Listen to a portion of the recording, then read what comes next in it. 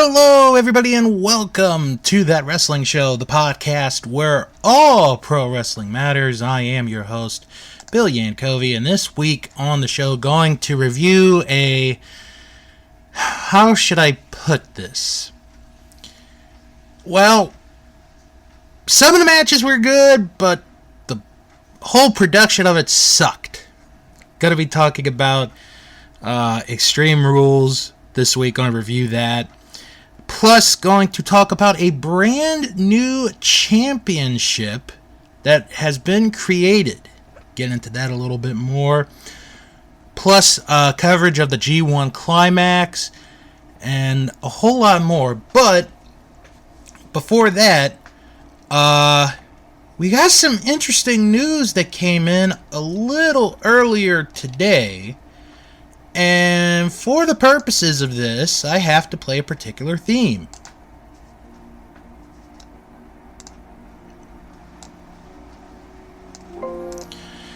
Yes, this is the funeral march, and I jokingly play this because that means that someone has announced their engagement.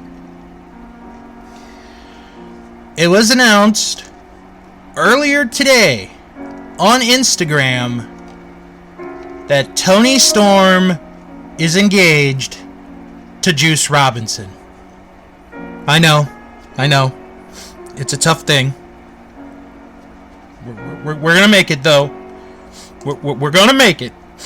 We're just gonna make it, alright? We lost another one. She's engaged to be married. No, but in all seriousness, this is cool news. I'm going to read the tweet, or not the tweet, but the post on Instagram. Pop the champagne. I'm changing my last name. So congratulations to Toni Storm and Juice Robinson on their engagement and their eventual wedding. Congratulations to the both of you. Okay, let's talk about Dancing with the Stars. This was week number 2 for The Miz, and this was the first elimination week of the season. And The Miz and his partner, Whitney, this week danced the tango. And they danced to Nothing But a Good Time by Poison. Because I can imagine the live band ruining Nothing But a Good Time by Poison. They ended up getting a score of 26 and were safe to advance into the next week. The first pair that were eliminated from competition was film and TV actor Martin Kove and his partner Britt Stewart. They were eliminated first on Dancing with the Stars. Now, an interesting development has also taken place, and that is that Cheryl Burke tested positive for a breakthrough case of COVID-19 the day before the show. So, her partner, Cody Rigsby, and her could not compete live, but they were... this is the truth. I'm actually reading this. They were judged on their rehearsal footage. Wow. That's... wow.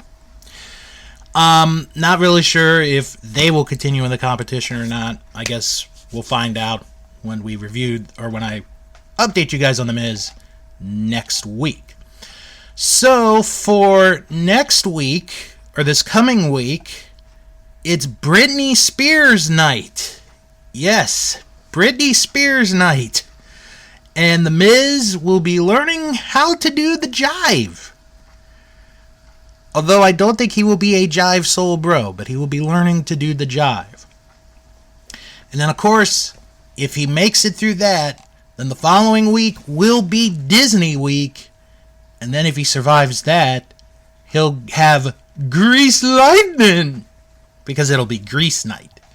So, we'll follow The Miz's adventures throughout Dancing with the Stars to see if he can take home the trophy.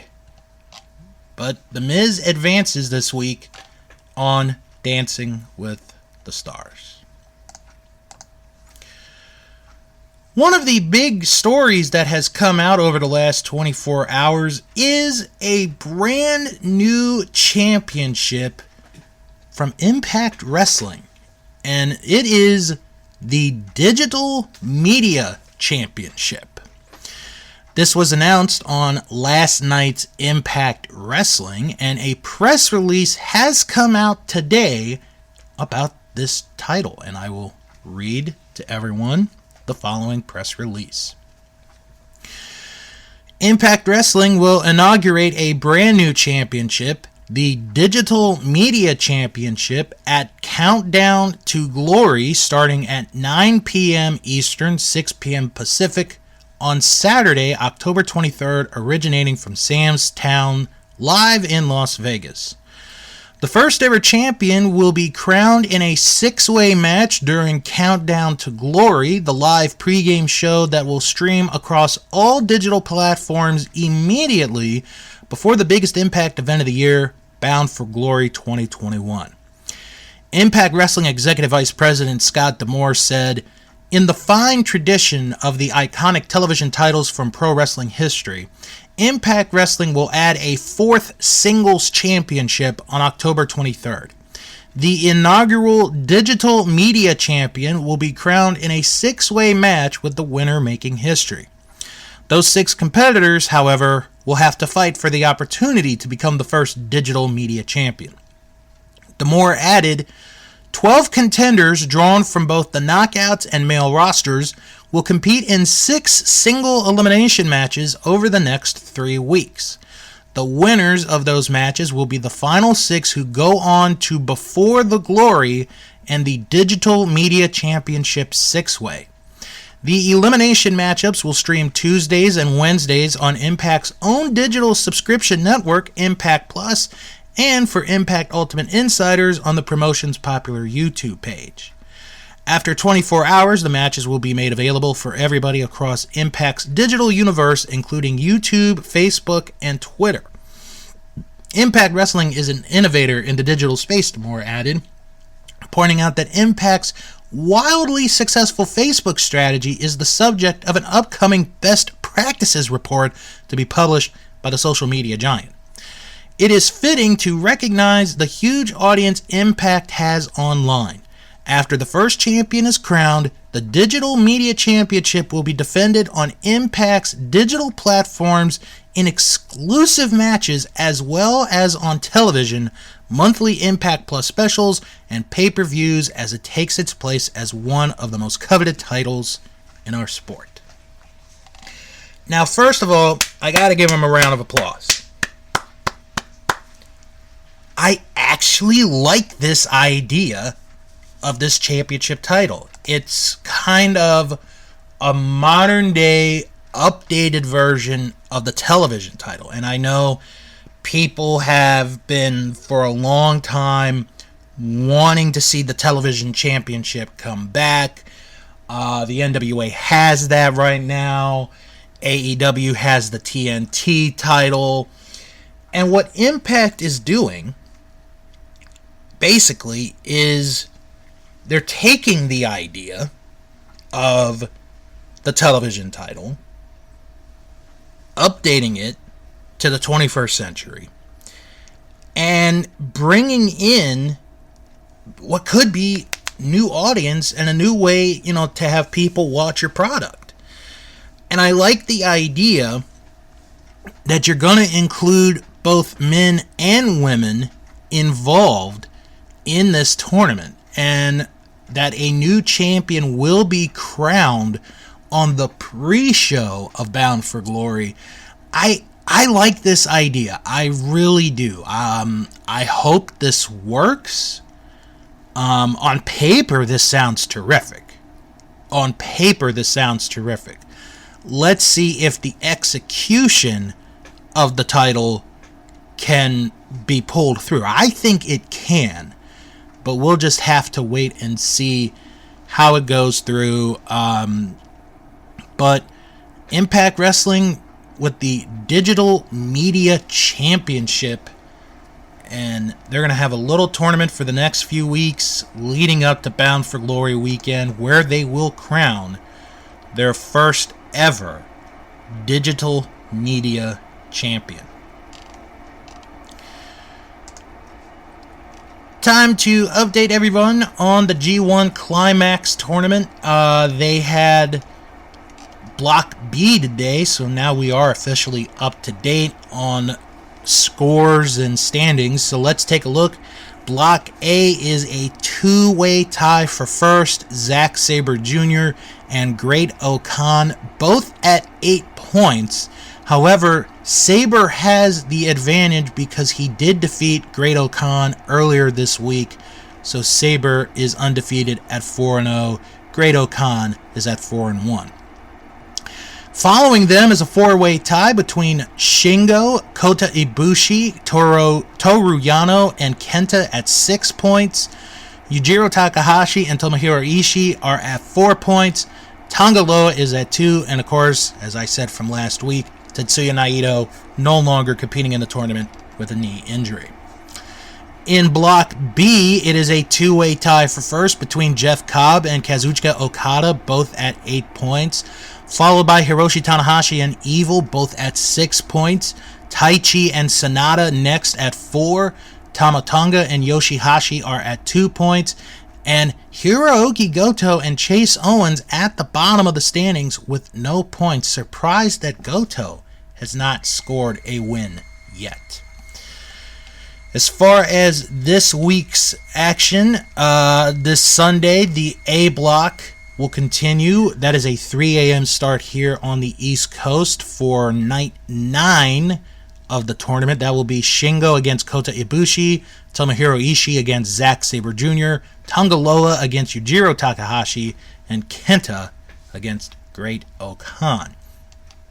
Then night 10 is on October the 4th, a 5:30 a.m. start on the East Coast.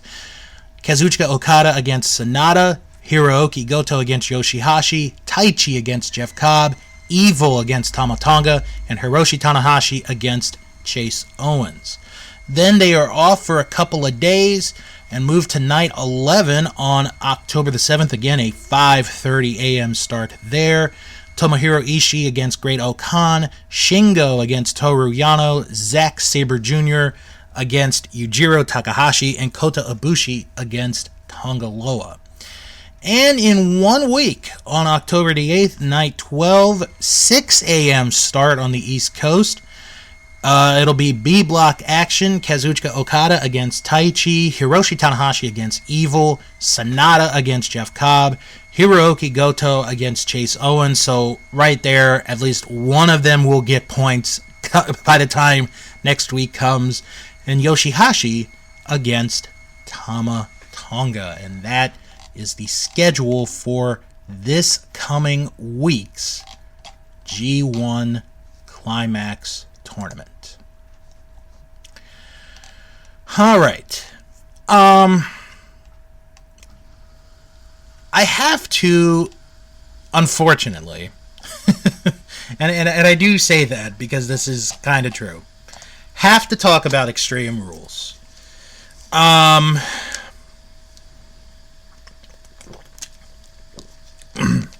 paper, when this show was put together, there really weren't any matches that screamed out, this is going to be good. This is going to be a good show. By the end of the show, it left a lot of mixed feelings to a number of people. And I know I'm one of them. I had a bunch of mixed feelings about this. And when we get to our grades from this event, I think you'll see that the fans were not happy with how this show went. So, with that said, let's dive into this event. Now, originally we had 6 matches announced for the pay-per-view. During the pre-show, there was an altercation, which I missed because I didn't watch all of it, between Big E, Bobby Lashley, New Day, AJ Styles, and Omas, which leads us to a 6-man tag team match that will be on the pay-per-view. That's right, a match made on the pre-show featuring the WWE Champion. Yay. So, that meant one of the matches had to be bumped off the main show to go to the pre-show. And that was Liv Morgan against Carmella. So, the whole thing before the match is Carmella was cutting a promo before the match going like, I'm hot, you're not. I'm hot, you're not. And I'm looking and I'm just like, honestly, I'd rather date Liv Morgan than Carmella, to be perfectly honest. One thing I will give this show credit for, and it's not something the WWE did, it's more of what the fans did. The fans made this show be at least doable to watch. And this is a perfect example here because Carmella and Liv Morgan match was kind of back and forth, but the crowd was really into this match. They were behind Liv Morgan, and Liv Morgan got the win. Not the biggest fan of this match. It got a D from me. It was my least favorite match of the show, but the right person won at the end, so I have no problem with that. I gave it a D. Meltzer rated this 2.25 stars. So now we go to the opening of the pay-per-view, a 6-man tag match, the New Day against AJ Styles, Omas, and Bobby Lashley. This was an enjoyable match. The only thing I had a problem with was how short a time we had to prepare for this match. I wish they had done something on the previous Raw to build up a 6-man tag match, but it doesn't really hurt it that much. It's still a fun match. Kofi gets beat up for a while. Xavier gets beat up for a while. And then Big E comes in, like a house of fire. And it's just really good action. It's a really good tag match. Very enjoyable. And then you get the end of the match where Lashley is in control of Big E. AJ Styles makes the blind tag.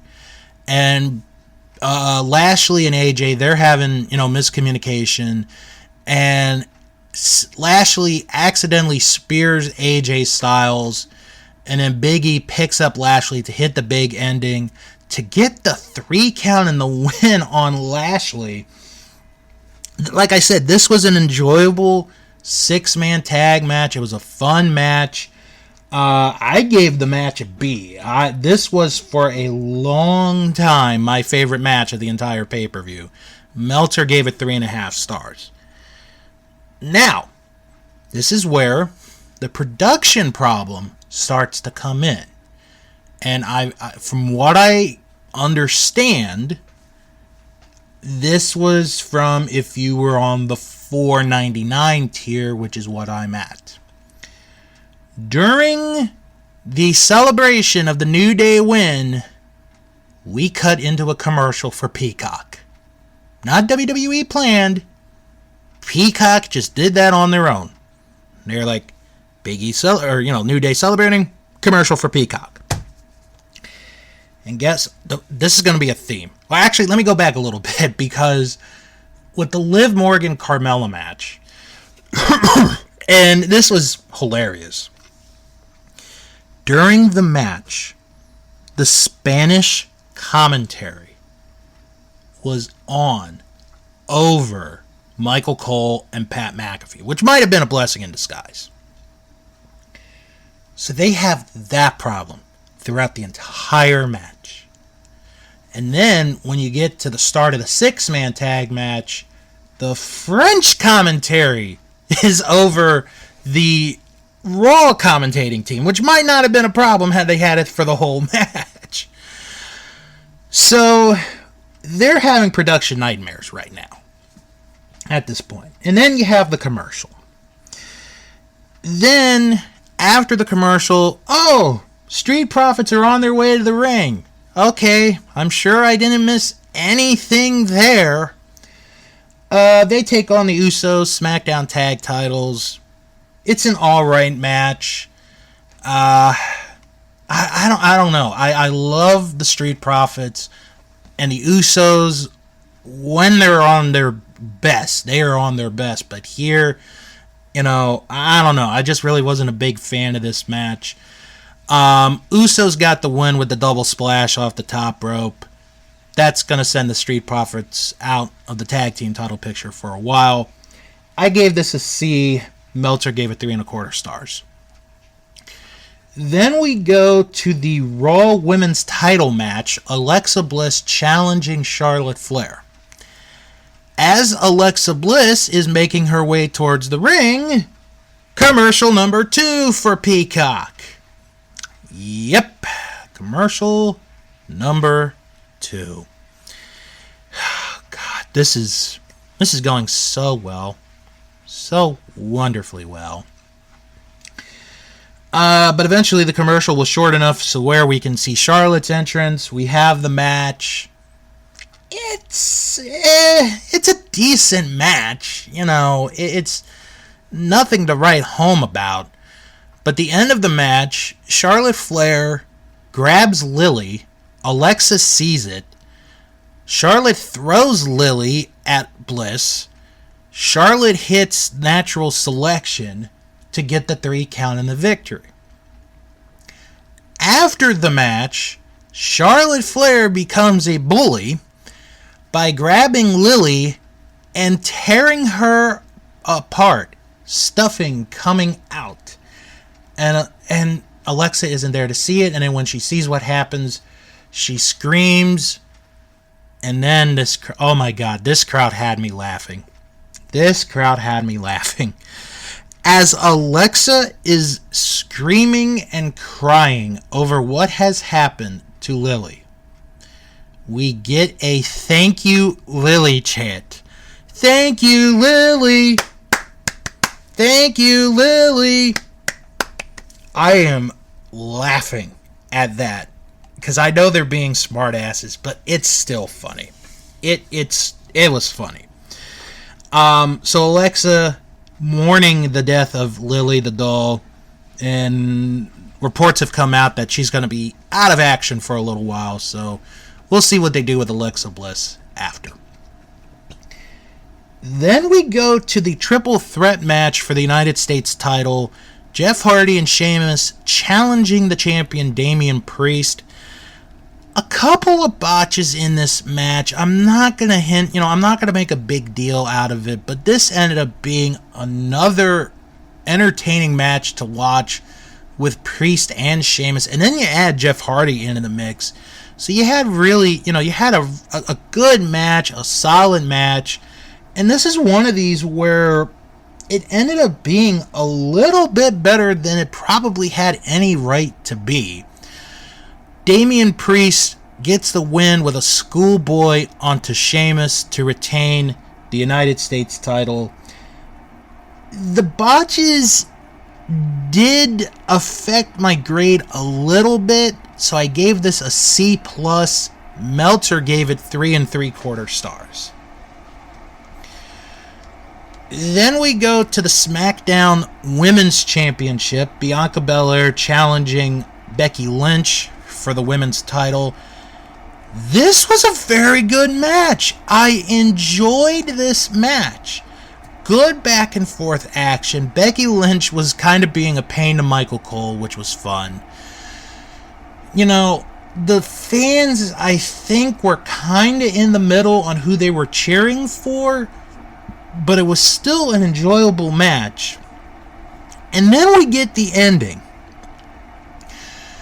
Bianca has Becky set up for the KOD.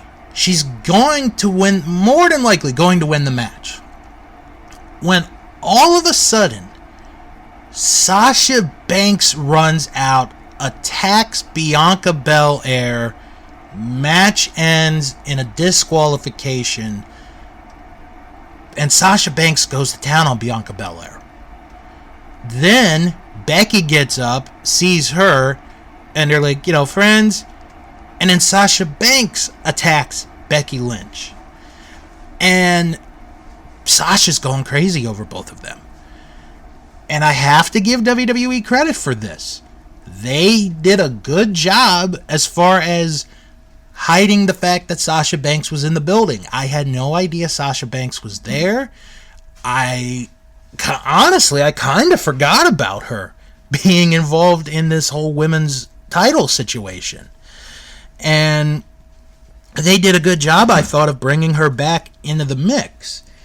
The match, I gave it a B-. I thought it was a very good, enjoyable match to watch. Meltzer gave it 3 stars. Now, before I go any further, I have to vent a little bit. I have to vent with all of you guys, my wonderful friends and fans of the podcast. Because, when we do the pay-per-views, I'm the one that usually does the Twitter handling for the pay-per-views. So, I'd put in, Bianca Belair won by disqualification. However, Becky retained the title. Then I get a reply from a fan. Who says, "No, you're wrong. Becky won. She's still the champion." And I'm trying, I'm trying to be nice about this, and I'm explaining to the individual, with all due respect, this is what happened. So, I had to break it down. And he's like, "Well, still though, Becky, she didn't lose the match. She's still the champion." And I think I have it. Hold on, maybe I have it here. Okay, maybe I don't. I thought I did. Folks, I'm just gonna say this. I've been a fan of professional wrestling for 30 plus years. Basically my entire life. And this one individual goes on, it is like, "No, you're wrong. No. First of all, don't correct me on something I know I'm right about. Sasha Banks caused Bianca Belair to win by disqualification. Don't tell me that I'm wrong. The rules have been since I was a kid. If you win by DQ or countout, you win the match, but you don't win the title. Okay? That's how it's always been. Don't correct me. Don't be a D-bag. I know what I'm talking about. You don't. Becky lost the match. She keeps the title. That doesn't mean Becky won the match. Shit, man. Anyway, on to the main event. Roman Reigns defending the Universal title against the Demon, Finn Balor. And this is where we get our third and final Peacock commercial during Roman's entrance. Yep. 3 times. 3 times this happens while I'm watching the pay-per-view. This match is the match of the show.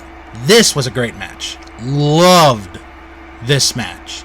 Basically, it was anything Roman can do, Demon Balor can do better. And there's one point during the match where Roman Reigns puts a mask on to fight with Finn in the crowd. And you know what? I had no problem with that. It did not affect anything with the match because Roman Reigns, he's had leukemia twice. He probably could be very, he's in a position of where he could get COVID real easily if, things happened. So I liked that at all. And I actually have not heard anyone complain about that. So that's a good thing that, we were able to have that happen and nobody complaining. So they fight. They continue to fight. They get back in the ringside. They get back in the ring. A few minutes later, Finn hits the coup de grace. Gonna get the win. Gonna get the title. But the Usos come out. Remember, Extreme Rules. Anything can happen. So it's a 2-on-1 fight. And the Demon is able to fight off both Usos. Then Roman hits this spear that sends Balor through the guardrail, through the barricade, and everyone is out. And then you start to hear this bump, bump, bump, bump, bump, bump. It's the Demon's heartbeat. And here's Balor starting to quote-unquote wake up. And he gets up. And he's a completely different person. He's like he got a new life. And he starts beating the crap out of Roman Reigns. And he power bombs him through the table. And this crowd's going wild. And it's like, oh my God. They're going to actually put the title on Balor. It's like, oh my God. The way this is going. And this crowd is going crazy. I will say this. This crowd was a great crowd all night. And then we get the ending. Reigns is in the ring. He is dead to rights. Balor climbs the top rope. He stands. He's in position. He's going to hit the coup de grace. We're going to get it. If he hits this, we're going to get a new champion. And then the top rope collapses. No reason whatsoever. The top rope collapsed. And then Roman Reigns hits a spear. 1, 2, 3. Roman Reigns retains the Universal title. All because the top rope was broken. Yeah. Loved the match. The ending kinda sucked, but loved the match. I gave this an A-. Meltzer gave it 4 stars. Alright, so I'm going to do this a little differently. Usually I'll go grade of the show and then my favorite match. I'm going to do favorite match first. Favorite match, hands down, Balor and Reigns for me. That was my favorite match. It ends up now being tied with the Street Profits against the Usos and Alexa Bliss against Charlotte Flair, probably because they all were chanting "Thank you, Lily" at the same time. And a vote for Liv Morgan and Liv Morgan and Carmella got a vote. I don't know. As far as this show goes, what grade would you give Extreme Rules? The majority of our fans gave this show an F. Holy cow. They gave this an F. Wow. And then a few people gave it a C. Alright. Here's what I'm going to say. as far as the matches themselves go, the matches weren't that bad. It's just, you had the Universal title ending kind of have an abrupt ending with maybe the dumbest thing.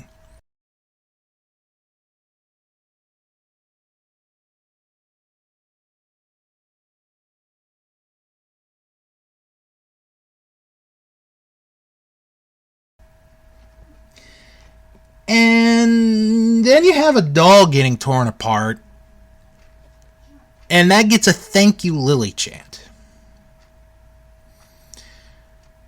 If I was to give this show an F, it would be because of the production value, mainly from Peacock, not WWE. The matches were decent. They were not great. They were decent.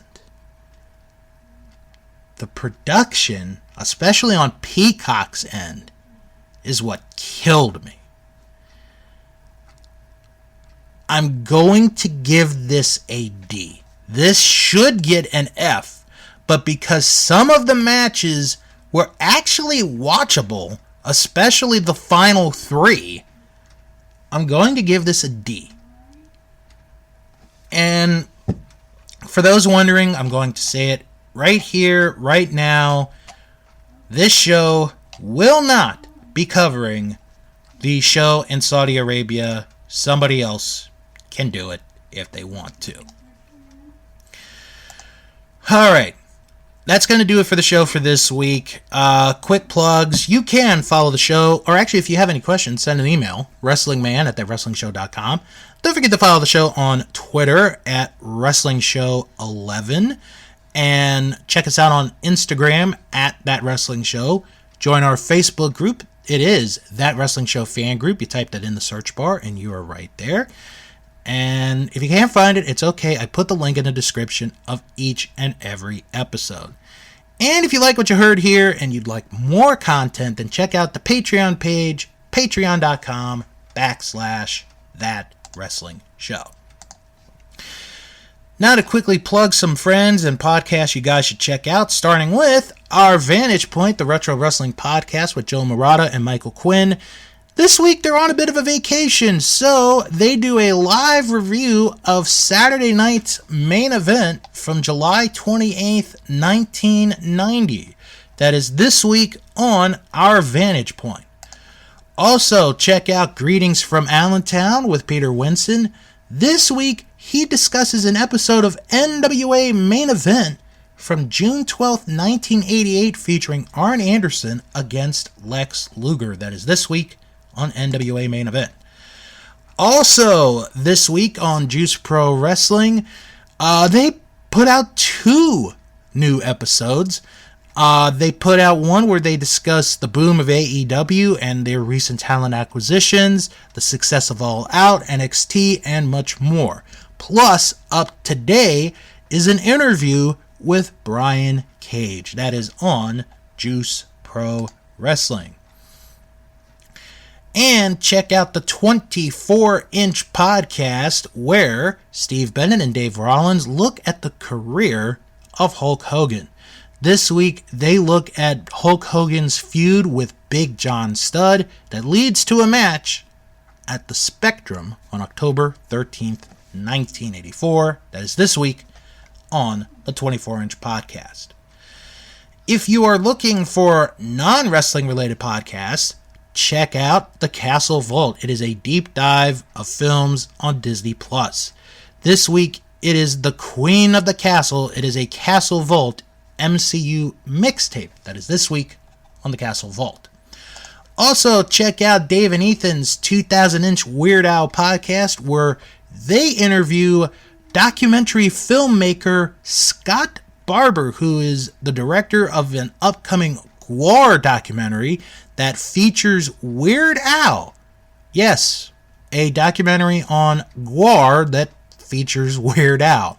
That is on Dave and Ethan's 2000-inch Weird Al podcast. Also, check out Escape from Vault Disney, and it is the final week of Patreon Request Month, as this week they discuss Ferdinand, the 2017 movie with John Cena that is on Escape from Walt Disney. Also, check out the Three Stooges throwback with former guest Gabe Russo. This week, he reviews their 27th short, The Sitter Downers. That is this week on the Three Stooges throwback. Also, check out Sharks Pond, a South Park podcast where I watch and discuss each and every South Park episode. This week, I hit the halfway point of season 13 of South Park as I review Fatbeard. That is this week on Sharks Pond, a South Park podcast. And finally, check out Bill Learns Kingdom Hearts. It is season 2 as I go through, along with Jim Boy Star, Kingdom Hearts Chain of Memories. That is this week on Bill Learns Kingdom Hearts. Alright, next week on the podcast, going to review the WWE Draft, where everybody went, who might be some of the winners and some of the losers of the draft, plus going to preview the big GCW Championship match between Jon Moxley and Nick Gage. This is one of the most anticipated matches of 2021. Going to preview that and give you my prediction as to who will win that match, and so much more. Thank you all for tuning. Oh, one more thing, by the way, ladies and gentlemen. If you're ever driving and you're near Arn Anderson, don't threaten to take his car, because he'll pull his Glock and he'll shoot your brains out. Just remember that. Thank you, everyone, for tuning into That Wrestling Show, the podcast where all pro wrestling matters. Have a wonderful weekend and come back here for the podcast where all pro wrestling matters, That Wrestling Show. I'm Bill Yankovi, and until next time, wrestle on.